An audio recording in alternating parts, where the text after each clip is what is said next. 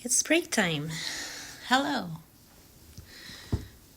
Hello everyone. I just made this video not because I'm wasting my time like other people say that. I am wasting my time making a video and saying negativity.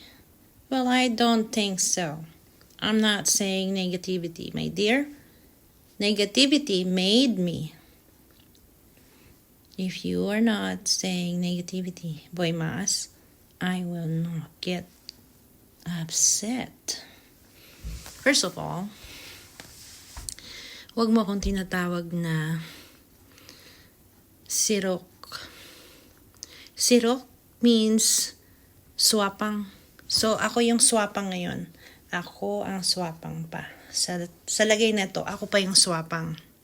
Yung pagmumukhang ito, ato pa ang swapang. Ha?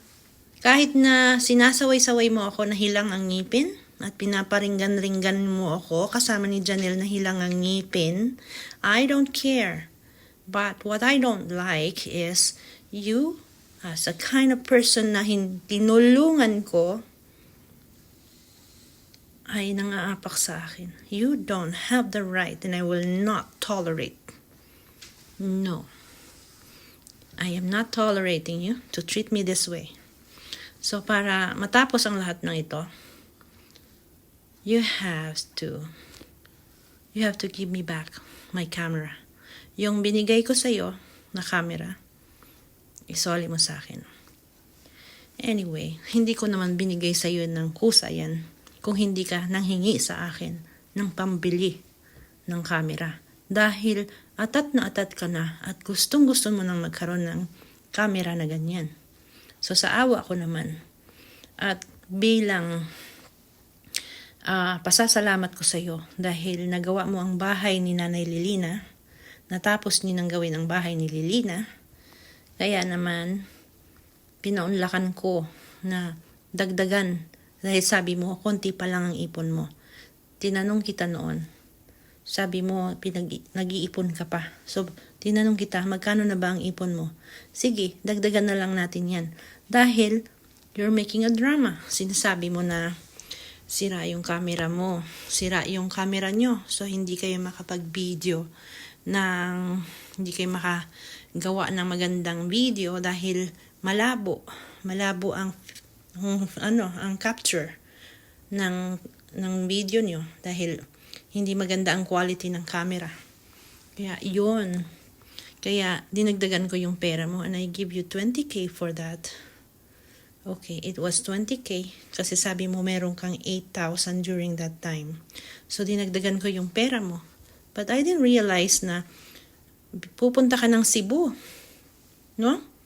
Malaman-laman ko na lang, nakasakay ka na sa barko para pumunta sa Cebu. But before you go to that time na sumakay ka ng barko, I advise you na bumili ka na lang online. Sabi ko, kung baka wala dyan.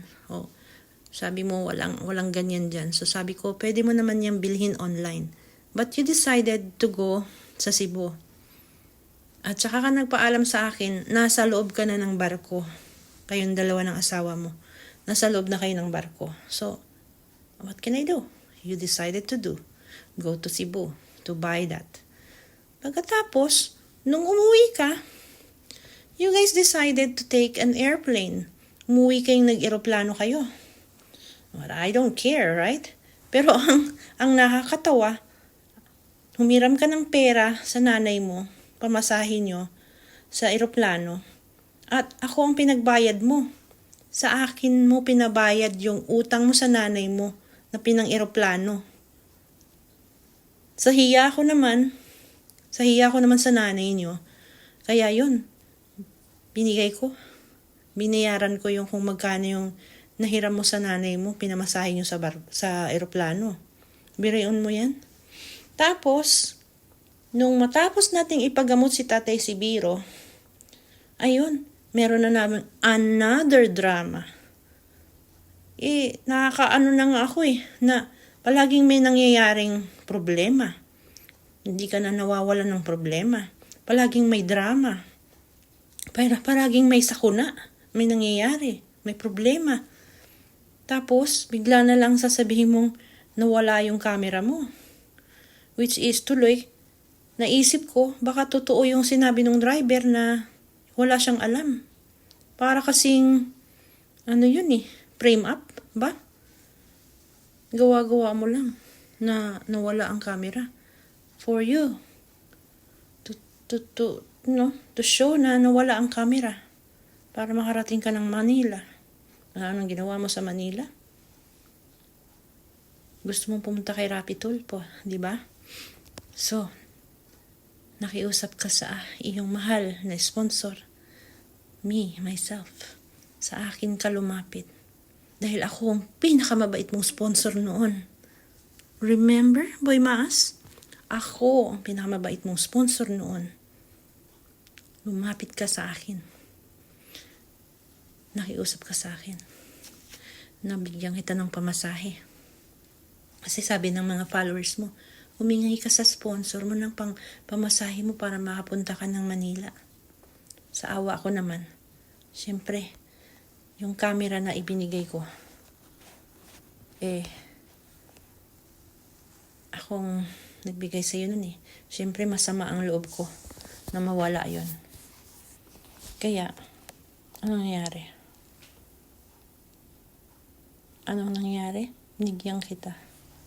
Binigyan kita ng pamasahe. Para makarating ka ng Manila.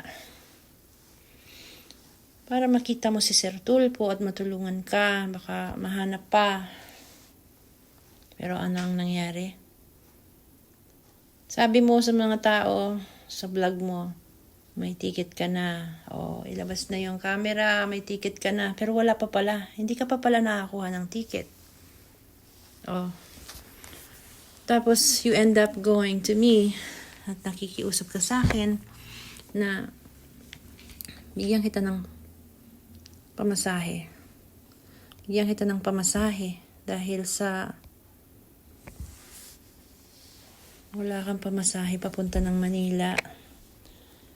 So, naawa naman ako, di ba? So, binigyan kita ng budget ng 10,600 plus para kako may pangkain pa kayo. Yun pala, kasi sabi mo sa akin nun, 3,000 something lang ate ang per head. Diba? Sabi mo ganun sa akin nun. 3,000 something lang ang per head ng eroplano. Akala ko naman, nakakuha ka ng itinerary. Hindi pa pala. Tapos, yung araw na aalis ka, yun palang pala yung time na mulukat ka og ticket. Asa ka nakakita og tao nga mulukat pa lang og ticket. Siyempre, ang mabibili mong ticket is mahal. Kasi gusto mong sumakay ka agad. So kaya yung sinabi mo sa akin 11,000 per head, nagulat ako. Siyempre hindi kasya yung perang ibinigay ko. Diba? Kaya sabi ko sa'yo, magbarko ka na lang. But inintindi kita. Gusto mo talagang pumunta doon na mag-eroplano kasi para rush, para makausap mo kaagad at makaharap si Rapi Tulfo. Nung nakakuha ka na ng ticket, you went out na tag 5,000 something ang isa. At dahil dalawa kayo ni father and son, kailangan may kasama ka dahil hindi ka marunong magbasa. Kaya pikit mata, binigyan kita. Binigyan ko kayo ng pamasahe. At sinabi mo hanggang, wala nang natira sa pera. Dahil 5,000 something ang isa. So, nanghingi ka uli. Kasi baka daw wala kayong pamasahe pang taxi. Yan ang sabi mo sa akin, di ba? So binigyan kita uli ng 10,000 para may pangkain kayo. Now, ako pa ba ang swapang? Ako pa ang tawagin mong sirok? You are the one who's making an issue, not me.